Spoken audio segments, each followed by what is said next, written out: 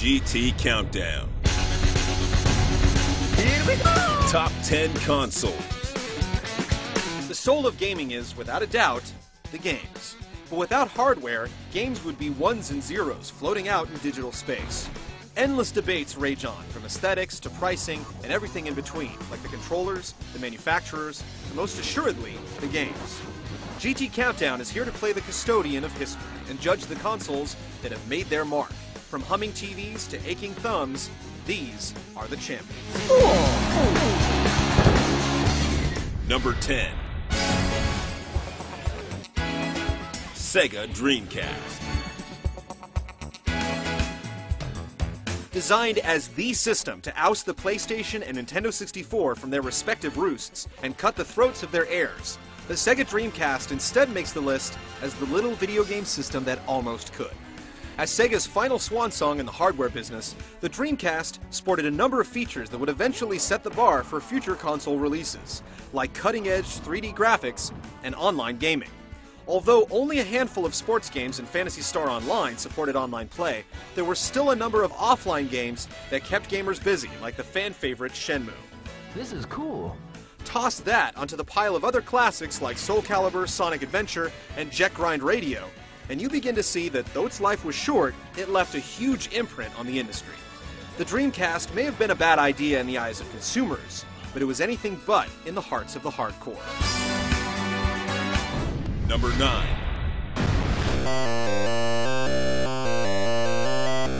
Atari 2600. Although the pixels may be as big as tumors, and the sounds as blippy as a blip can bleep, there's no denying the 2600. Atari's brightest star, the Pong creators picked up the pace in '77 with the faux wood-paneled Atari VCS, later redubbed to the more Blade Runner-esque 2600. With the ability to switch games via cartridges, the 2600 took off, and with crazy peripherals in tow. Its library and presence swelled, swatting down competitors that offered better graphics and sound. It truly did have games for everyone, even offering a lower echelon for those with adult tastes, as well as standard arcade ports and truly original offerings. Aside from home Pong and skeet machines, the Atari 2600 established what the console market would eventually become, and unceremoniously destroyed it at the same time with a glut of awful games, which is why this pioneer finds itself at number 9. Have you played Atari today? Number 8. Game Boy. Who would have thought that a portable monochromatic brick would have won the handheld race? The answer lies in part with batteries that lasted well into double-digit hours. The battery lives of the colorful Lynx and Game Gear systems brought on childhood bankruptcies and the ire of mothers. Couple that with the steady miniaturization of Nintendo classics and the brilliant pack-and choice of Tetris, and you have one of the most successful platforms of all time. This old gray mare sold upwards of 70 million units and controlled the portable niche for 9 years, with a little help from Pokemon and the eventual color upgrade. The games were simple, which made them perfect for a mass audience, and even though it seems large by today's standards, it was easily the only pocket-sized system on the market at the time. Number 7. Nintendo 64. It may have carried the stigma of being the proverbial kiddie system for some, but there's no denying the star power of the N64. Its use of cartridges limited the amount of memory that its games could utilize in exchange for blazing fast load times and an economic use of resources, making it the perfect party machine for games like GoldenEye, while classics like Super Mario 64 and The Legend of Zelda: Ocarina of Time defined what 3D games would be with bold leaps and bounds in game design. The hardware hosted a bunch of firsts, from the rumble of Star Fox 64 to the analog stick, and for controller ports, the Nintendo 64 firmly established the groundwork for what we'd be playing for years to come. Its software library may be small, but the percentage of AAA games to grace the console is simply second to none. Number 6. Genesis does. 16. Sega Genesis. You can't do this on Nintendo. Genesis does. A famous in-your-face slogan boldly proclaimed, "Genesis does what Nintendo don't."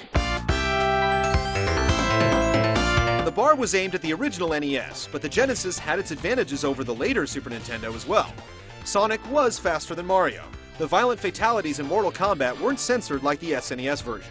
There was blood in NHL 94, and Sega's Jurassic Park let you play as a vicious man-killing raptor.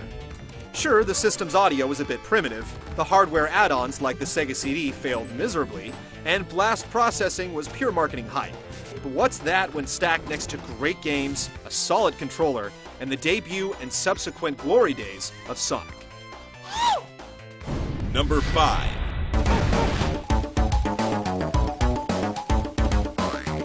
Game Boy Advance.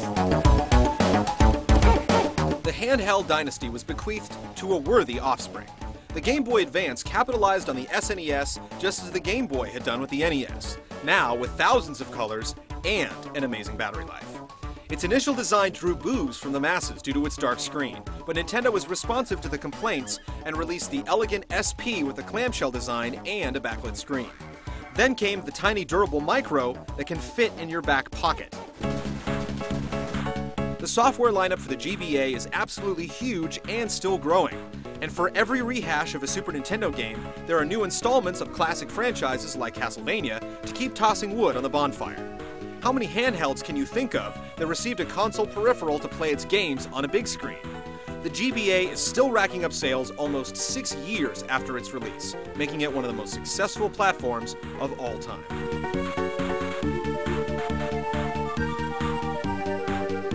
Number 4.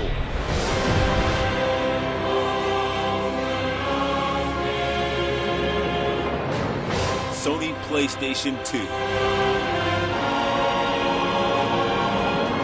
Shouldered with the responsibility of matching the PlayStation's success, the PlayStation 2 met those expectations effortlessly, with an impressive library of games that spanned every genre. No matter what you were into, there was a game on the PlayStation 2 that let you live out your fantasies in the virtual world.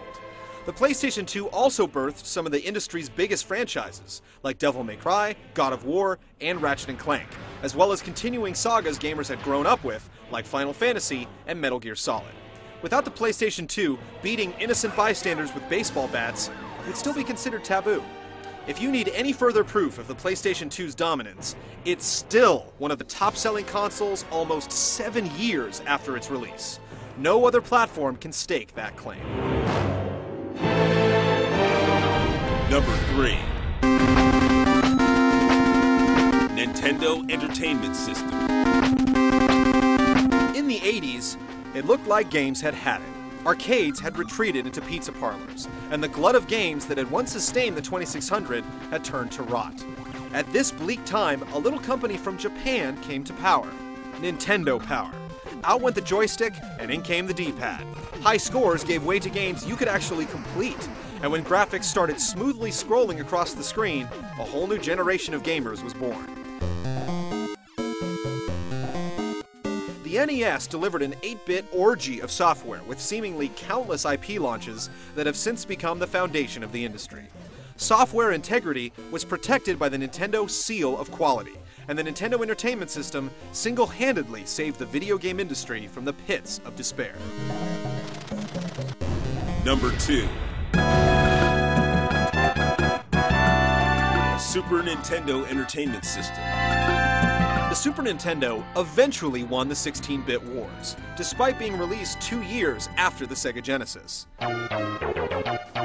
The 8 channels of sampled sounds helped create virtual game operas, like the literal version in Final Fantasy III.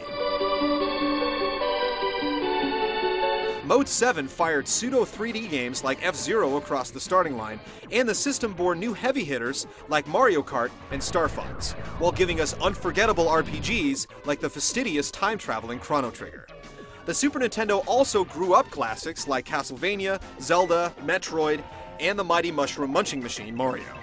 And just when people thought the console was toast, Donkey Kong Country came along to make the Genesis blast processing look more like a whimper.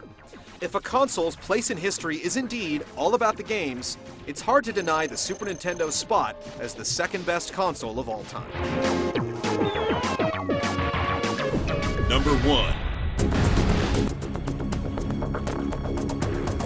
Sony PlayStation. After a botched deal between Nintendo and Sony to create a disc-based video game system, Sony struck out on its own and created the PlayStation. While it was slow out of the gate, it gradually built steam based upon a shift in focus toward more adult games. The big coup for the PlayStation brand was when Square's Final Fantasy VII jumped ship from the Nintendo 64, only to be followed up by the legendary Metal Gear Solid. This started the snowball tumbling downhill, propelled by exquisite CG streaming off CD-ROMs. The PlayStation is legendary for more than just its games, though. It kick-started mass-market acceptance of the medium and made playing video games a pop culture phenomenon that is held true to this day. Without the PlayStation, you have to wonder just how big the industry would be today.